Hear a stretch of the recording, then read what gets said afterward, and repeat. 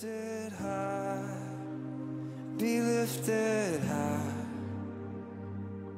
for your glory, be lifted high, be lifted high. 할렐루야. 네. 예, 왼쪽에 있다가 가운데 오니까 이상하네요. 오늘 포엔 설교 우리 홍 목사님께서 이렇게 예배라는 주제로 함께 나누라고 이렇게 또 말씀하셔서 기쁜 마음으로 감사한 마음으로 섰습니다. 오전에 강남에서 예배하시고 또 오후에 강북에서 모여 함께 하나님의 얼굴을 구하고 그의 나라와의 뜻을 구하시는 귀한 예배자분들을 다시 한번 주님의 이름으로 환영하고 축복합니다. 우리 옆에 분들 이렇게 축복해 볼까요? 당신은 하나님의 기뻐하시는 귀한 예배자이십니다 라고 축복했으면 좋겠습니다. 예배자이십니다. 예. 오전에 강남, 오후에 강북에서 이렇게 예배하는 이들이 서울에 얼마나 될까 갑자기 생각이 들면서 이것이 우리에게 주신 큰 은혜이자 또 특권이라는 생각이 들었습니다. 오늘도 함께 예배하는 것이 기쁨이고 영광입니다. 오늘 함께 은혜 나눌 말씀은 누가복음 19장 37절부터 40절입니다. 누가복음 19장 37절부터 40절 우리 함께 읽겠습니다. 이미 감람산 내리막길에 가까이 오심에 제자의 온 무리가 자기들이 본 바 모든 능한 일로 인하여 기뻐하며 큰 소리로 하나님을 찬양하여 이르되 찬송하리로다. 주의 이름으로 오시는 왕이여, 하늘에는 평화요 가장 높은 곳에는 영광이로다 하니, 무리 중 어떤 바리새인들이 말하되 선생이여 당신의 제자들을 책망하소서 하거늘 대답하여 이르시되 내가 너희에게 말하노니 만일 이 사람들이 침묵하면 돌들이 소리 지르리라 하시니라. 아멘. 네. 성경 말씀을 준비하면서 왜 지금 서두에 이 거룩한 소란이라는 제가 하나님이 주신 그 주제와 다르게 왜 이렇게 심각한 내용을 쓰고 있을까 했는데 알았어요. 방금 이제 그레이스도 잠시 나눴고 또 오전에 우리 사모님도 전도사님도 오셔서 나누셨고 지난주에 또 구본우 목사님도 오셔서 우리 삶의 힘듦을 계속 나누셨잖아요. 그러면서 저도 의도와 상관없이 성령님이 자꾸 쓰게 하셨어요. 이해하시고 들어주시기 바랍니다. 앞부분은. 우리는 이미 오래전부터 예언된 위험한 시대에 와 있습니다. 성경에 예언된 종말의 큰 징조와 무서운 일들이 시간이 갈수록 지구촌 곳곳에 좀 울리죠. 예, 괜찮나요? 제 거 조금만 그 1번 마이크 조금만 줄여주십시오. 예. 성경에 예언된 감사합니다. 종말의 큰 징조와 무서운 일들이 시간이 갈수록 더욱 증가되고 있죠. 전쟁, 전염병, 기근, 지진, 기후변화, 그리고 경제 위기 등 불과 2, 3년 안에 우리는 이것들을 모두 겪었습니다. 불과 그리고 며칠 전에 발견된 사망자만 2만 8천 명, 지금 제가 바로 오기 전에 뉴스를 봤는데 어제 2만 4천 명이었는데 이제 8천 명이고 유엔에서는 아마 2배 정도 더 발견될 거다 얘기를 하고 있고 부상자만 거의 10만 명에 달하는 또 집을 잃은 사람들이 530만 명 된다고 하네요. 튀르키예와 시리아의 지진 뉴스를 접하며 저는 과연 이 땅에 안전한 곳이 있을까 하는 생각이 들었습니다. 삶 자체를 파괴하는 이 종말의 현상들은 많은 이들의 마음을 걱정, 불안, 무기력, 분노 등 부정적 감정으로 가득 차고 또 채우고 짓누릅니다. 오전에 우리 사모님 말씀, 전사님 말씀, 장밋빛 미래인 줄 알았는데 핏빛이었다. 네. 그래서 안타깝게도 삶을 포기하는 이들이 있습니다. 우리나라만 보더라도 2022년 작년 한 해 자살 사망자가 13,195명, 다행히 해마다 줄고 있어요. 줄고 있지만 여전히 다른 나라에 비해 월등히 높고 OECD 국가들 중에 2배로 높은 한국의 자살률입니다. 가장 심각한 문제는 제가 이번에 처음 알았는데 청소년의 사망 원인 1위가 요즘 자살이라고 하는 점입니다. 또 구직 단념자가 작년 기준 약 50만 명, 취준생의 약 70%가 구직을 단념하고 있고요. 또 은둔형 외톨이, 히키코모리라 그러죠. 약 40만 명 이상, 또 출산율이 전 세계 꼴찌죠. 0.75%, 이혼 건수는 작년 8,227건, 아시아 전체 1위. 이것이 대한민국의 우리의 현실입니다. 치솟는 물가, 취업난, 등록금, 집세 등 경제적, 사회적 압박으로 인해 가정은커녕 스스로 자신조차 돌볼 여유가 없다는 이유로 연애, 결혼, 출산을 포기한 이 3포 세대, 여기다가 이제 집과 경력이 추가된 5포 세대, 여기서 희망과 인간관계까지 포기한 7포 세대, 또 여기다가 외모와 요즘은 건강까지 포기한 9포 세대로 이어졌고 아예 이제는 N포 세대라고 하더라고요. 시간이 갈수록 더욱 증가되는 위기 속에 삶을 포기하는 형상은 비례하고 있습니다. 한편 위기를 돌파하려는 이들도 있습니다. 위기를 기회로라는 구호로 연구하고 분석하고 리서치하면서 나름의 계획과 전략을 짜는 이들 대부분의 주된 목표는 경제적 돌파입니다. 영혼을 끌어모아서 집을 사고 주식을 사고 가상화폐를 사며 투자라는 명목하에 미래 이익을 기대하죠. 문제는 자신의 선택이 완벽하다는 자만심과 또 편향성으로 불확실성의 빚까지 내어 도박하듯이 주사위를 던지는 것입니다. 하지만 갑자기 터져버린 코로나 사태를 과연 예상한 사람이 얼마나 될까요? 또 우크라이나 러시아 전쟁, 또 얼마 전 튀르키예 전쟁, 지진 등을 예상한 사람들이 과연 얼마나 될까요? 이로 인한 금융위기, 주가폭락, 부동산 침체, 고금리와 고세율의 위기들 가운데 또 다시 많은 이들이 삶을 포기합니다. 요즘은 하루 종일 아무것도 돈을 쓰지 않는 무지출 챌린지가 유행이고 또 어플로 재테크한다 그래서 앱테크, 이게 하나의 유행처럼 번지기도 하지만 허탈한 마음을 감출 길이 없습니다. 죄송합니다. 제가 너무 진지한 얘기를 했는데 하면서도 왜 이렇게 하고 있지라고 하면서 제가 준비를 했어요. 하기 싫었어요, 사실은. 굳이 말씀드리지 않아도 이런 현실도 너무나 잘 알고 계시리라 압니다. 그런데 오늘 함께 생각하고 싶은 것은 과연 오늘날 진정한 위기는 무엇일까 하는 것입니다. 전쟁, 역병, 자연재해, 경제위기 등 이러한 현실과 현상들이 과연 가장 심각한 위기일까? 저는 오늘날의 진짜 위기, 종말의 끝을, 이미 종말이지만 종말의 끝을 향해 갈수록 또 마지막 그 날이 가까이 올수록 진정한 위기는 예배 부재가 아닐까 생각해 보았습니다.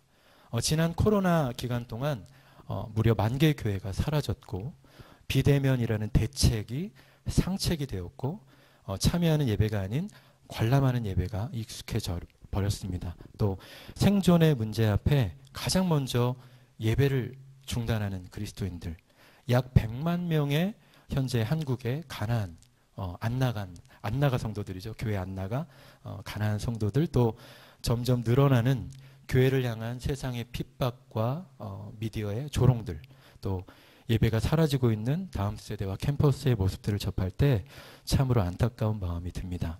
오늘날 가장 큰 위기가 무엇인가라는 이 질문에 주저없이 예배라고 답한다면 그는 분명 예배의 생명력을 경험한 사람이자 예배가 무엇인지 또 나아가 인간의 창조 목적이 무엇인지 아는 사람일 것입니다.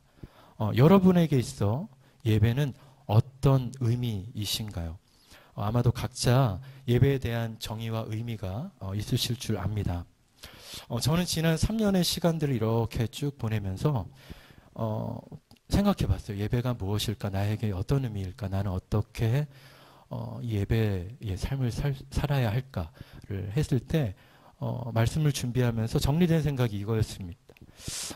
doing을 넘어 being의 예배, 행위적 예배자의 삶이 아니라 존재적 예배자의 삶. 즉 내가 하나님을 예배한다는 의식조차 하지 않는 상태. 눈 뜰 때부터 감을 때까지 몸에 체화된, 자연스럽게 체화된 예배의 삶으로 그리스도를 닮아서 그리스도를 또 삶에 투영하면서 그리스도처럼 사는 예배자의 삶이 내가 지향해야 할 예배가 아닐까 좀 생각해 보았습니다. 오늘날 못지않은 저 옛날 환난과 핍박의 시대를 살았던 초대교회 성도들은 자신들이 스스로 위대한 성도라 생각하지 않았지만 세상은 그들을 칭찬하며 하나님께 나왔습니다. 사도행전 2장 44절부터 44절 가능하시면 함께 찾아 읽어도 좋을 것 같습니다. 사도행전 2장 44절부터 48절 우리 함께 읽어볼까요?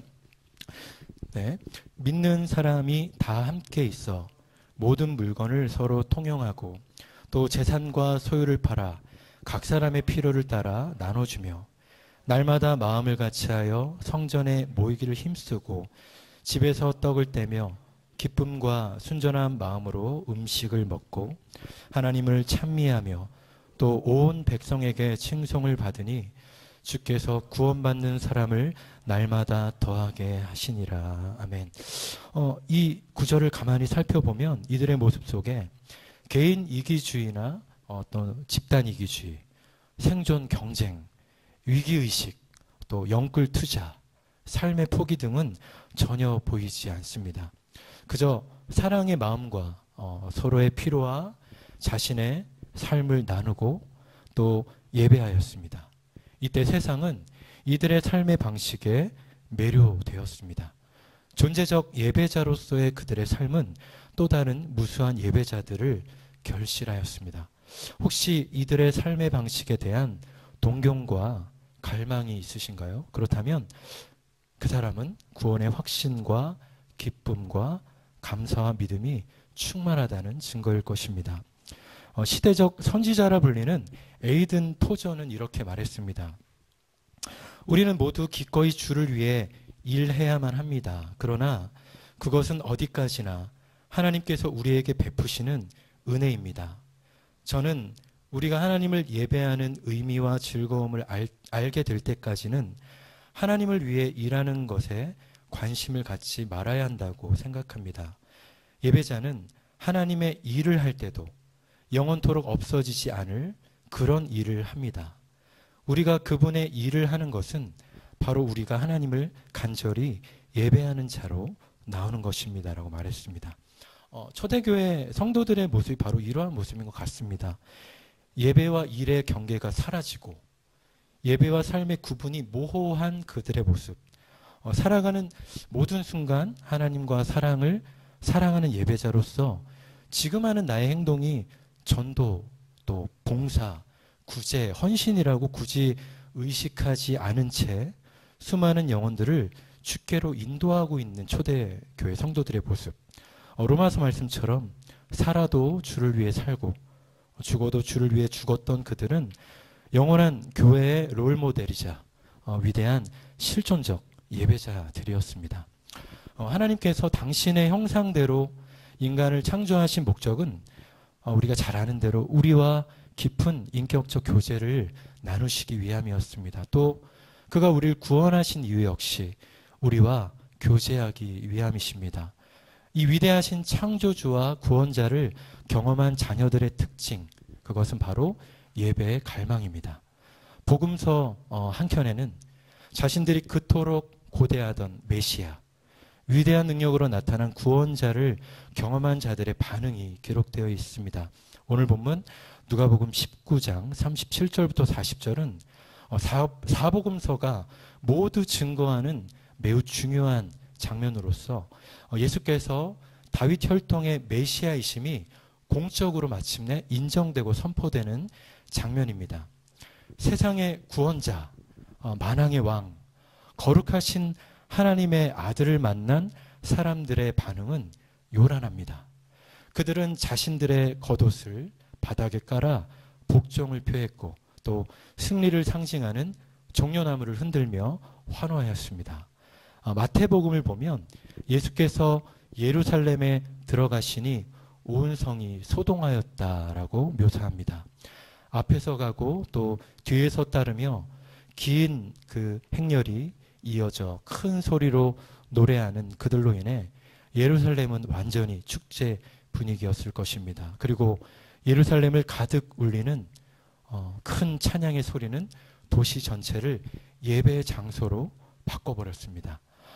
다른 새 복음서들이 이 군중들의 노래를 가장 높은 곳에서 호산나 하더라라고 기록하며 호산나, 즉 메시아의 구원을 강조한 반면 지금 이 누가복음의 누가는 하늘에는 평화요 가장 높은 곳에는 영광이로다라고 구원을 넘어 호산나 넘어 승리의 입성을 축하합니다.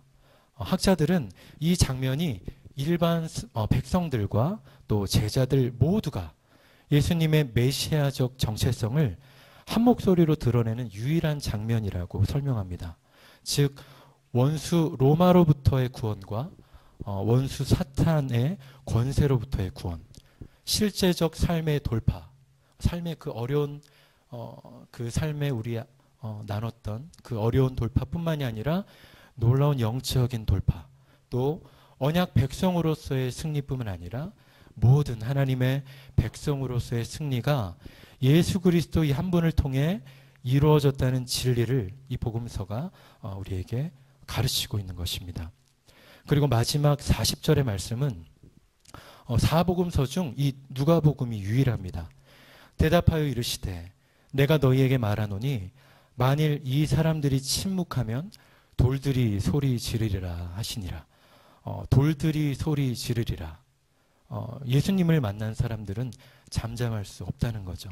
저는 이 돌들이 소리 지르리라 묵상이 또 다른 한편으로 요즘 일어난 그 튀르키예 지진 사건인가요? 돌이 터지면서 나오는 그 깨지면서 나오는 그 소리, 종말의 어떤 그 소리, 우리가 예배의 부재, 이 땅의 예배의 부재, 그 자연이 소리치는 것이 아닌가라는 또 묵상이 잠시 되었습니다. 저 역시 세상 많은 사람들 중에 바로 나를 사랑하셔서 날 위해 십자가에 달려 돌아가신 예수님을 처음 인격적으로 만났을 때 잠잠할 수 없었어요. 1시간 가까이 막 회개가 나왔고 또 자복하며 대성통곡한 것 같습니다. 옆에 그때 누가 있었는데 뭐 누가 있건 말건 중요하지 않았습니다. 주님 왜 저 같은 못난 죄인을 위해 죽으셨습니까? 나같이 못되고 의심 많고 정말 이기적인 나를 왜 사랑하셨습니까? 죄송합니다 주님, 또 감사합니다 주님 하면서 알 수 없는 그 뱃속 깊은 곳에서 토해져 나오는 고백들이 계속해서 나오고 또 그것들이 소리로 하나님께 드려지던 기억이 아직도 생생합니다. 하나님을 찬양하고 이렇게 회개하는 소리뿐 아니라 기도하는 소리, 선포하는 소리, 가르치는 소리, 또 각종 방언과 예언을 하는 소리, 병을 고치고 귀신을 내어 쫓는 이 소리, 모든 것들이 하나님을 예배할 때 또 성령이 역사할 때 이 소리가 동반되고 거룩한 망가짐이 동반되고 거룩한 소란이 동반되는 것 같습니다. 이번 주 수요 말씀원 예배 보신 분들 알겠지만 같이 예배하면서 사무엘하 6장에서 다윗이 그 언약궤를 하나님께 이렇게 모셔오면서 사람들과 시종들 앞에 그 종들 앞에까지 왕의 체면을 내려놓고 힘을 다해 춤을 추고 또 즐겁게 환호하고 또 나팔을 불면서 거룩한 망가짐과 소란으로 예배한 것들을 우리가 들었습니다. 그리고 이를 업신여겼던 미갈에게 이렇게 말했죠. 이는 여호와 앞에서 한 것이니라. 그가 내 아버지와 그의 온 집을 버리시고 나를 택하사 나를 여호와의 백성 이스라엘의 주권자로 삼으셨으니 내가 여호와 앞에서 뛰놀리라. 자신의 은혜가 오직 하나님께로부터 온 것임을 알고 진정으로 감사했던 다윗은 하나님 앞에 그저 한 사람의 예배자일 뿐이었습니다. 사람들의 시선을 의식하지 않고 자신의 몸이 드러나는지도 모를 정도로 하나님께 몰입했던 다윗은 doing의 예배를 넘어 행동, 어떤 자신의 행위가 아닌 being의 예배로서 실제적, 존재적 예배자였던 것입니다. 살아오면서 저는 가장 감명 깊었던 소리를 경험한 적이 있습니다. 그것은 빈 필하모닉 아시죠? 세계 1위 오케스트라. 그 오케스트라의 라이브 연주도 아니었어요. 또 흠모하는 그 재즈 피아니스트 레이 찰스 제가 연주도 봤거든요. 그 피아니스트의 연주도 아니었습니다. 저를 가장 감동시켰던 소리는 무명의 이슬람 선교사님들의 찬양이었습니다. 제 기억으로 아마 터키 선교사님들이었던 것 같아요. 10명 남짓한 분들이 앞에 이렇게 서셔서 기타 한 대 반주와 함께 찬양하기 시작하셨습니다. 그런데 그 기타는 튜닝도 제대로 안 되어 있었고 심지어 찬양 도중에 줄 하나가 팅 하고 끊어져 버렸습니다. 음정도 뭐 박자도 반주도 제각각이었던 그분들의 찬양은 너무나 신기하게도 그러한 것들이 전혀 거슬리지 않는 아름다운 하모니였습니다. 마음을 울리고 영혼을 깨우는 진실하고 열정적인 그분들의 찬양에 제 영혼이 흔들리는 것을 느꼈어요. 그때 받은 감동과 충격은 아직도 제게 생생합니다. 또 가까이는 재작년인가요? 작년이죠. 작년에 작년에 삼수령 센터에 방문했을 때 가까이 아마 같이 가셨던 분들 기억하실 텐데요. 마침 저희가 방문했던 날이 포엔 저희 비전과 거의 동일한 북한과 통일, 또 부흥과 다음 세대, 또 사형 네트워크들을 위해서 중보하며 예배하는 날이었어요. 그런데 이분들의 예배가 참 인상 깊었습니다. 큰 소리로 열정을 다해 찬양하며 앞에 있는 막 타악기 탬보린도 막 치셨다가 쇼파로도 갑자기 막 부셨다가 전혀 맥락 없이 부셨다가 뭐 춤도 추셨다가 처음부터 막 춤을 추셨어요. 일단 선포도 하셨다가 정말 자유함으로 예배하시는 그 벤토레이 신부님의 모습, 또 예배자들의 모습, 자유롭지만 성령 안에 질서가 있고 또 묘한 조화가 있는 생기 넘치는 예배는 저에게 어떤 예상치 못한 선물과도 같은 기쁨의 시간이었습니다. 하나님은 자녀들의 이 예배를 너무도 기뻐하시고 또 그 가운데 임재하시고 역사하십니다. 이 예배는 우리 자녀의 자녀된 도리이자 또 특권이요 또 무기입니다.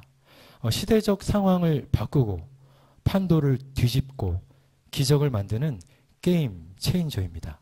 어떤 이들은 지금 예배할 때가 아니라 미래를 대비하고 전략을 짤 때라고 얘기하면서 예배자들을 조롱하기도 하겠지만 하나님은 예배의 자리, 그 기도의 자리에 그들이 모르는 하늘의 지혜와 지식, 영감과 전략, 오늘의 아이디어 또 내일의 계획들을 넘치도록 부어주십니다. 전 그걸 정말 많이 경험했어요. 유학할 때 특히 재즈를 전공하고 다른 친구들은 다 바에서 레스토랑에서 일하고 뭐 방송국에 근무하면서 돈을 버는데 저는 계속 하나님이 그 몇 명 안 되는 예배팀 아이들 훈련시키면서 교회 예배를 계속하게 하시는 거예요. 심지어 처음에 예배팀도 없었어요. 클래식의 고장이다 보니까 성가대는 짱짱한데 드럼 하나 없었어요. 그거를 이제 이상하게 이제 배우는 족족 학교에서 배우는 족족 써먹게 하시는 거예요. 그러면서 하루 종일 그냥 뭐 일주일 내내 그 아이들 뭐 같이 거의 합숙식으로 같이 살면서 찬양팀 섬기고 그렇게 하셨는데 그때마다 피아노 자리에 딱 앉으면 이렇게 한번 연습해 볼까? 이렇게 한번 연주해 볼까? 하시면 그게 딱 그 시간에 제가 준비해야 될 중요한 것들이었어요. 그리고 나중에 한국 와서 교재를 봤는데 저는 그때 뭐 교재도 없었어요. 뭐 본 것도 없었어요. CD 하나 못 샀어요. 사실 재정이 많이 어려워서 CD 하나가 뭐 3, 4만 원 하니까 못 사잖아요. 맨날 복사해가지고 거기다 이제 칼라 복사해서 막 입히고 지금도 이제 인천에 저희 집에 가면 그 복사한 CD들만 쫙 있어요. 예, 열어보면 다 복사 CD들. 정품을 산 적이 없는 것 같아요. 근데 나중에 한국 와서 교재를 봤는데 너무나 신기하게 그때 떠오른 그 연습 노하우들 있잖아요. 그것들이 다 적혀 있는 거예요. 그러면서 제가 아이들 가르칠 수 있었고, 제가 입학할 때 10명이 들어갔는데 저랑 이태리 친구 딱 2명이 졸업했어요. 중간에 IMF도 겪었고, 그러면서 아, 이건 내 힘으로 하는 게 아니구나. 그 어려운 가운데 하나님의 은혜로 내가 이제까지 왔구나. 하나님이 그때마다 놀라운 지혜를 주셨다는 걸 저는 너무 많이 경험을 했습니다.